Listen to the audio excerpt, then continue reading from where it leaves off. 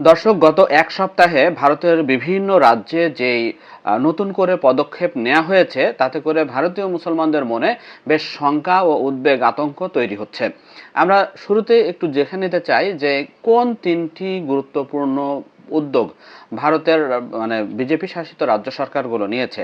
প্রথমে আমি যদি বলি যে তাহলে ভারতের পশ্চিমবঙ্গে নতুন পদক্ষেপ নেওয়া হয়েছে পশু জবাইয়ের ক্ষেত্রে। সেখানে নতুন করে নিয়ম করা হয়েছে যে অনুমতি ছাড়া এবং অথবা ফিটনেস সার্টিফিকেট ছাড়া কোনো পশু জবাই করা যাবে না, গরু মহিষ যাই হোক। এবং সেখানে শর্তে বলা হচ্ছে যে গবাদি পশুর বয়স 14 বছর অথবা চলাফেরা বা কার্যক্রমে অক্ষম হয়ে পড়া কোনো পশু জবাইয়ের ক্ষেত্রে ওখানে পঞ্চায়েত প্রধান ও ভেটেরিনারি সার্জনের সার্টিফিকেট নিতে হবে, প্রত্যয়নপত্র গ্রহণ করতে হবে, তারপর সেটি জবাই করা যাবে, তাও সরকার অনুমোদিত জায়গায়, যেখানে সেখানে না। আবার বলা হয়েছে যে যদি এই নিয়মের কেউ ব্যত্যয় ঘটায় তাহলে তার জন্য মানে জেল ও জরিমানার বিধান থাকবে। যদি কোনো ব্যক্তি পঞ্চায়েত প্রধানের অনুমতি নিতে ব্যর্থ হন তাহলে রাজ্য সরকারের কাছেও আবেদন করা যাবে।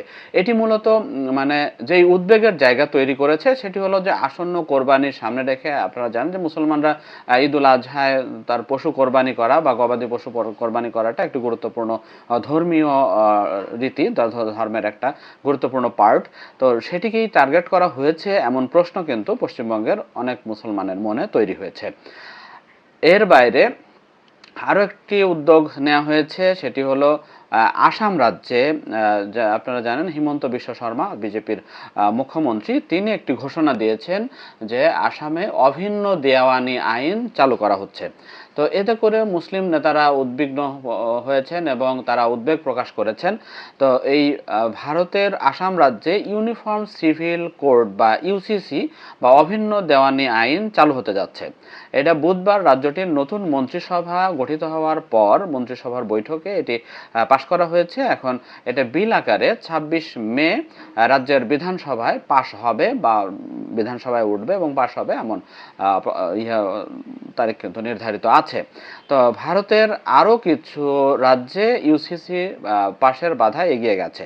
যেমন ধরেন ইয়েরা হচ্ছে যে পশ্চিমবঙ্গে বিজেপি সরকার ক্ষমতায় আসার পর বিজেপি সরকারেরও কিন্তু মানে ছিল যে হচ্ছে প্রতিশ্রুতি ছিল যে তারা অভিন্ন দেওয়ানি আইন পাশ করবেন, তবে এখন পর্যন্ত উদ্যোগ নেয়নি। যেহেতু আসাম রাজ্য উদ্যোগটা নিল, তাহলে এখন পশ্চিমবঙ্গ এটার সাথে মানে এক দেশে এক আইন যে স্লোগান, সেই স্লোগানের আওতায় এই পদক্ষেপ নেওয়া হবে।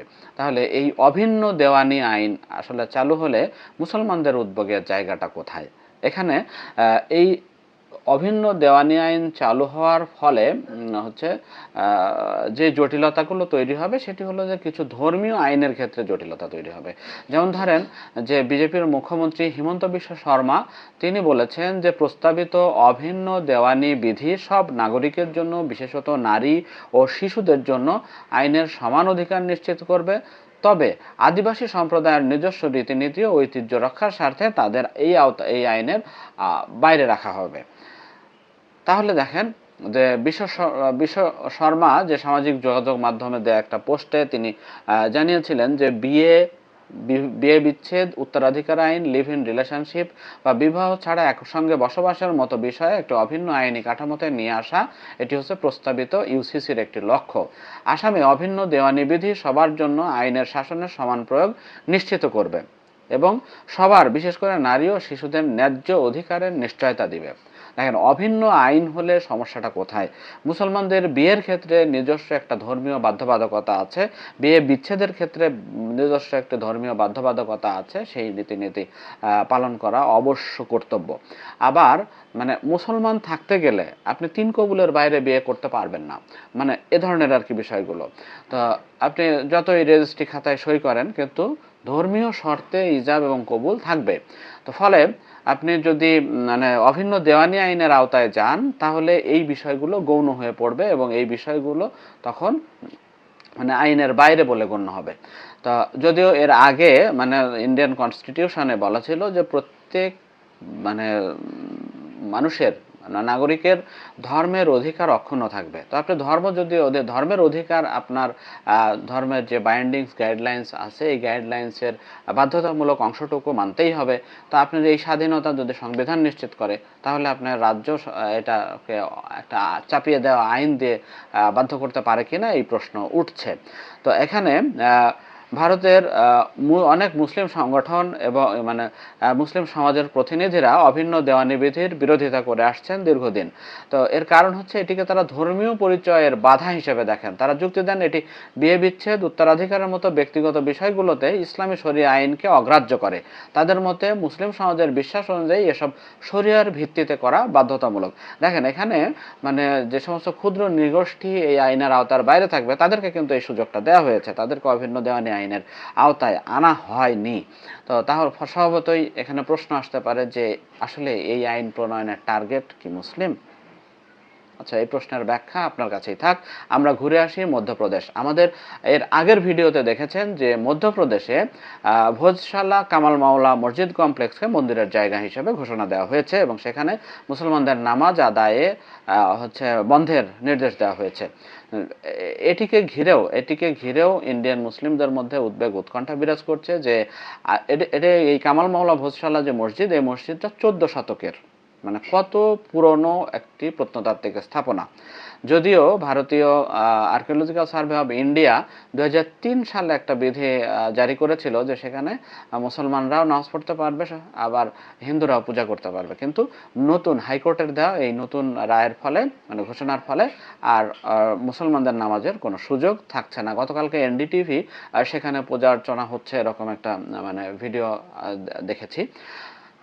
এইখানে উদ্বেগের জায়গাটা কোথায়? আসাদুদ্দিন ওয়াইসি আপনারা জানেন যে ভারতের সবচেয়ে মানে মুসলিম স্বার্থে সবচেয়ে সোচ্চার যে কয়টা রাজনীতিবিদ এখন পাওয়া যায় তার মধ্যে আসাদুদ্দিন ওয়াইসি একটি। তিনি এএনআইকে দেয়া এক সাক্ষাৎকারে বলেছিলেন যে এখানে আমি অযোধ্যার পুনরাবৃত্তি দেখতে পাচ্ছি, অর্থাৎ বাবরি মসজিদের ক্ষেত্রে যেই কাঠামো বা সিস্টেমকে অনুসরণ করা হয়েছিল মধ্যপ্রদেশের এই ভোজশালা কামাল মাওলা মসজিদ কমপ্লেক্সের ক্ষেত্রেও অনুরূপ নীতিই মানে প্রণীত হতে দেখা যাচ্ছে বা অনুরূপ রীতি প্রণীত হতে দেখা যাচ্ছে। যদিও এই মসজিদটির যে মুসলিম পক্ষ তারা বলেছেন যে আমরা আইনি বিষয়গুলো আরও মানে উচ্চ আদালতে যাব, এ ব্যাপারে আশা করি যে উচ্চ আদালত তাদের প্রতি সুবিচার করবে। আসাদুদ্দিন ওয়াইসি এমন প্রত্যাশার কথাও জানিয়েছিলেন। তো ফলে দেখেন পশ্চিমবঙ্গে মানে পশু জবাই নিষিদ্ধ, আসামে অভিন্ন দেওয়ানি আইন এবং মধ্যপ্রদেশে মসজিদকে মন্দির রূপে ঘোষণা, এই সবই মানে পুরো ভারতবর্ষেরই মুসলমানদের জন্য দারুণ উদ্বেগ, উৎকণ্ঠা ও আতঙ্কের জন্ম দিচ্ছে।